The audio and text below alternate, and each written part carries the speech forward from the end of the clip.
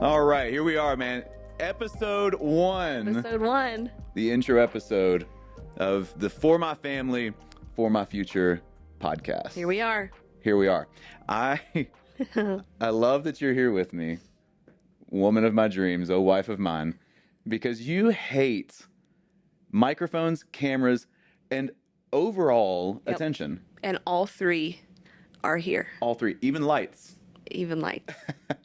I would like for you to share with the people before we get in to this, how it came to be, how I got you to do this. Okay. And be on this podcast, because this is not something you would normally do. Also, before we get started, the For My Family, For My Future podcast, brought to you by Diet Dr. Pepper. And Stanley Cups. And Stanley Cups. Could there be a more basic couple? I found out about this. I found out about the podcast a while ago. Sure. And I was really excited about it. I will say that. Yep. I did not, however, know that I was going to be on it. Until when? Until 23 minutes ago. Yep. And So I'm trying to figure out whether or not I've been bamboozled and No. you've had this planned the wrong. whole time? Wrong. So the way this came about is that I just saw you yesterday actually in culture class, and we were talking to a bunch of people that are becoming a part of our church, and you just hit this stride in communication where you weren't nervous, you were just riffing. It was amazing, and it was who I know you to be. You just weren't inhibited by nerves or anything. It was amazing. And when I saw it, I was like, oh my gosh, she would be great on a podcast. Then this morning you came in, and I was like, oh, not only that, but she looked good today. You sound good, you look good, it's gonna be great. Oh, and boy. So the idea just hit me. I didn't plan on it. Originally it was going to be Taylor Warren on here, and Taylor will be here on some episodes, but I, in fact, asked, I was like, you sure, as he was leaving, you sure you don't want to just do it now? I love how you look up when you're saying, like, you're talking to Taylor, even when he's not in the room. Yeah. You look up. But I'm very glad that you're on this podcast with me. It's going to be great. Thank For you. my family, For my future. Where did that come from?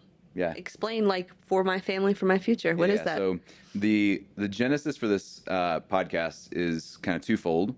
One is, we know this, that city of Colorado Springs is just constantly growing with young families. Mm-hmm.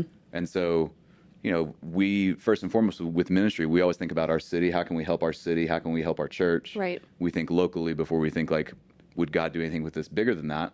And so there's this city is one of the fastest growing cities for young millennial families to move to in the country, and has been for several years now. And so our church is filled with young families. Our church is filled with young people that are looking to build families and get married and have kids and all that. And so we're all in it just trying to figure it out. We have a young family. Yeah, we have a young family. We've got kids that, tell the audience our family, give them that background. So we've got 2 boys and a girl. Our oldest is a boy. He's 12 almost. Yeah. He'll be 12 next week. Yeah, by the time this podcast airs, he will be 12. Yeah. And then we've got a middle son who is 9. Mm-hmm. Today is his birthday. Yeah. And then we've got a little girl who will be 7 in November. So 12, 9, and 7. So we're in the thick of it. 7, yeah. Trying to figure it out. And so we knew that our church and our city, we just know people need help in figuring out family. Mm-hmm. Family's complicated. Mm-hmm. Family ain't easy. And figuring out future. How can I make decisions right now that will help prepare me for a better future? So, it's for our church and for our city, but it's also, what we always talk about. Right. Always. Always. We have such a great church, and I love it. But it's not the thing we talk about all the time. Yeah. When we go on walks at night, and when we are hanging out at the fire pit, when we're hanging out with friends, we talk about church a little bit, but then it always comes back to what's the problems we're working through with our kids? What's the problems we're working through in our marriage? How do we do the best thing we can to make our family as strong as it can be? Yeah. I feel we're always dreaming. Yeah, that's the other thing. We're always dreaming about the future. Mm-hmm. So it's we're talking about family, and then we're talking about, man, what are we going to do, when our kids are gone? Yeah. I remember, years ago, we were all right, 12, 9, and 7, gosh, that's going to be crazy. Like, Yeah, yeah. And that's like That's now. right now. Life is it's Yeah. moving so fast. Yeah. So it's a weird thing to be thinking future all the Right. time, but then also going, oh my, like I can't believe that I'm already living in at this point in my life what I was dreaming about years ago, what Right. you and I were dreaming about years ago. Yeah. So we're always talking like future, like how do we prepare for the future? What's it going to be like one day? How do we get ready for one day? And so we're always thinking for my family, for my future. Then we start pastoring this church, and we've been doing this now for 4 going on 5 years. And it sounds No, like 4 years. getting ready to come up on our 4 year anniversary. Yeah. And it sounds like that's what everybody else is thinking about. Right. It sounds like everybody else is trying to figure out family and trying to figure out future. Right. And so I mean, we're going to have all kinds of different episodes, talk about all kinds of different things. It'll always kind of circle back around to parenting and family, but it's more than that. Right. It's not just parenting and family. It's how do you prepare yourself for a better future. And so we'll have all kinds of guests on, and we'll talk about all kinds of random things, and it should be fun, and we'll see how God uses it. Yeah, I'm excited. It'll be cool. Yeah. And I know, when we talk about that, it's not just something we're trying to do, like for my family, for my future. And it's not just like, okay, now that we're doing this, let's talk about parenting more. Yeah. It is just a natural outpouring of like who we are already. Right. And it was so funny because this even happened at church the other day. We were in on culture class, and so if you're not part of Peak City, culture class is like our 3-week experience that helps you get to know the church, ask questions, get connected, all that. And someone in culture class asked Brittany. We were there for like the final week of it. Yeah. And someone asked Brittany, what are the big things you are like doing right now and focusing on as like a lead pastor's wife? Which is always a funny thing when people are like give you that title, like a lead pastor's wife. Like her name's Brittany. Yeah. But I am married to you, and you are the lead pastor. Correct. So it is true, Yeah. but it is funny. Like it is a whole role. It's like a whole thing. Yeah. And with that, we should probably do a whole episode about, because and a lot of different context means different things. Totally, absolutely. But they asked, like, what are some things you're focused on as lead pastor's wife? And your answer was like nothing to do with the church or the functions of the church, really. Yeah. I loved how you answered it. Big C church, kind of like. Yeah, for sure. Somehow, I needed a little bit of time to think. I'll let you answer first in that question, but it came back to my goal. I think it has been since I became a mom, since we became parents, was I want our 3 to grow up loving the church more and loving Jesus more because of what they see you do and what they see me do and who we are. What they experience. Outside of church, honestly. Like, I want them to know who Jesus is and love who Jesus is and love the church more, not less. Yeah. And I think that's something that is a tricky balance, because their weekends look different. Yeah, especially as like pastors' kids, like a pastor pastor's family. Kids, yeah. That's super tricky. Their weekends are not the same as their friends at school, and their time spent doing things that it's just different. Yeah, it's just different. And like Saturdays, I'm gone doing sermon prep, praying, and getting ready for Sunday for 5, 6, 7 hours when they're at home hanging out, and then Sundays they're at church for 5, 6, 7 hours if there's stuff in the evenings. Yeah, and we don't always get it right. Yeah, we don't get it right. But for sure.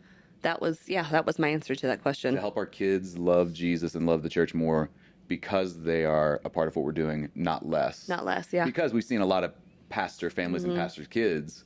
It's a tricky balance. Burnouts, and it's gonna be really funny if we do this podcast and it's like out there in the world, and then like 8 years go by and one of our kids are like, I'm out on the church for a while. Yeah.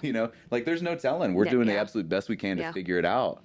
Yep. But it is complicated. Like I feel like we got it wrong, just the other, when we had our worship night at Peak City. And if you were at worship night, my gosh, it was amazing. Shout out worship night. Good It was grief. unreal. It was like heaven on earth. Literally heaven. I'm so proud of our church. It was unbelievable. Yeah.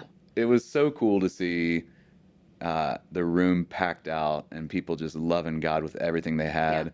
But then somehow, some way, like, in true Peak City fashion, a worship night is usually something that's just for the believers to focus on their own relationship with God. In true Peak City fashion, it became like, we're going to go out and reach people and Yeah. take the love of Jesus to the Make heaven world. crowded. Oh, it was awesome, Let's man. go. But I feel like we missed it as parents on that. Yeah. Because our kids had been at church for both services in the morning. Mm-hmm. Then we came back in the evening, and we knew they were tired and exhausted. And they just started school, so their routine is already a little Totally. bit jacked up. And so we're always trying to be like, play that balance right. I've got a low-key theory, and it's low-key. I wouldn't share this with, like, broadly, like it's truth. It's a theory that everyone only has so many church services in them. I think you can only attend so many church services before you're like, I need a break. Yeah. You know? And pastors' kids are going to hit that number way quicker than anybody else. So we're always trying to, like, be sensitive to that. And so on worship night, we're like, man, I'm going to feel bad if they're so tired and, like, out there and we're singing and worshiping. And we got to send them to school the next day. We got to send them to school the next morning early. Yeah. So we're like, let's just let them sit in my office and, like, watch YouTube and hang out and be kids for a little bit. Mm-hmm. And then worship night happened. And we were the first thing we said in the car afterwards was, I can't believe that they missed it. I can't believe our kids missed that. Mm-hmm. Like, I wanted them so bad to be in there and just to see what was happening. And because I want them to love the church. Mm-hmm. I want them to love Jesus. Mm-hmm. And I want them to see examples of, people like the Reagan McCoys of the world, Reagan, and here helping us record this podcast. They're just like, capturing the moment, worshiping Jesus, loving. I want them to see examples of amazing young men and women that they can look up to that love Jesus with everything they have. Mm-hmm. And they had the chance to see it. Mm-hmm. And they see it every Sunday, but it's just worship night was a very special moment that I feel like we missed by not having them in there. They have their own ways that they can be involved. Mm-hmm. And I feel like as a parent, we need to, like, know when that's appropriate to encourage them to be involved. And then know when to protect them from it. Totally. And I feel like we kept them from it. I feel like we prevented them. Yeah. Protecting. Yeah. Yeah. But, like, so we don't always get it right. Well, and my thing with that, too, is, like, try. What we're talking about right now, I just want to make sure we clarify this. It is not a pastor's family problem. No.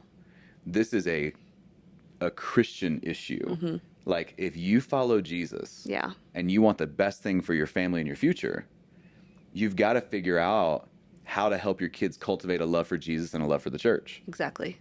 That's all that matters. Like, at the end of the day, that's all that matters. Mm-hmm. I mean, it will be the number one most life-altering trajectory that you can put your child on is to love Jesus with everything they have and to love the church. Yeah. And we'll parent through a lot of things as our kids grow. I mean, anxiety and fear and like good things and not great things and relationships and all of that. But at the end of the day, if they don't love the church and don't love Jesus. Yeah. Well, and that's the thing. Like, I think there's a lot of families out there would say, well, yeah, my kid loves Jesus because they know, like, we're a Christian family. Yeah. But they're not really modeling or encouraging a commitment to the church. Right. And my thing with that is, like, the reason it's so important to cultivate a love for the church in your kids is that they're going to hit seasons of life where their faith gets tested. Oh, yeah. And they're going to hit seasons of life where they have doubts and skepticisms, and they need a safe, good place to work through it. Come back to. Yeah. To work through those problems and issues. Like, and that's the beauty of the local church. I know church has got its baggage here and there, a lot of it. But there are really good churches out there. And I want my kids to just go, man, financially, I might struggle at times. Relationally, I might struggle at times. Mental health-wise, I might struggle at times. I just know because I've seen the beauty of the church. As long as I've got the church that will support me, that my faith can survive just about anything. Yeah. It's not just, and I think that's the trick a lot of people fall into. It's why a lot of people in Colorado travel to the mountains and don't go to church but once every 2 months. It's why people sign up for travel sports teams and they only come to church once every 2 or 3 months. It's because they go, well, I'm a Christian. That's enough. Yeah. I love Jesus. That's enough. No, your kid needs to know that the church is important because their love for Jesus will actually ebb and flow. Absolutely. Their commitment to Jesus will ebb and flow. And when they're surrounded by other people yes, whose faith kind of does this every so often. Yep. Wonky. Yep. And then they go, oh, like, that's okay. That's not abnormal. Right. And the church is a place I can keep coming back to process through it. Yeah. Got it, but that's got to be cultivated. Right. And I just think, and you and I have seen it so much, that stuff is caught. Right. Not taught. a commitment to the local church is something that a child catches from Right. their parents. Oh, for sure. Not something you go, hey, church is important, you should go. And then you don't go. It's a do as I do more than it is a do as I say. Right. You know? At least that's what we've seen in people that have gone before us. And that's what we're banking on. Yeah. I mean, we're like in the middle of it. To be determined. Yeah. I'd rather put my eggs in that basket, though. No doubt. Yeah. Cultivate a love for Jesus and a love for the church in your kids. And not just in your kids, like in all of us. Like we think through, for my family, for my future, the best thing you can do for your future is whatever will cultivate the strongest love for Jesus and the strongest love for the church. Yep. So that's what we're going to do on the podcast. Yep. We'll see where it goes. Let's see. Still waiting on my corporate sponsorship. Diet Dr. Pepper. And Stanley. I love doing this with you. This is going to be fun. It's going to be fun. It'll be fun. All right. That's all. Episode 1. Cut. Cut.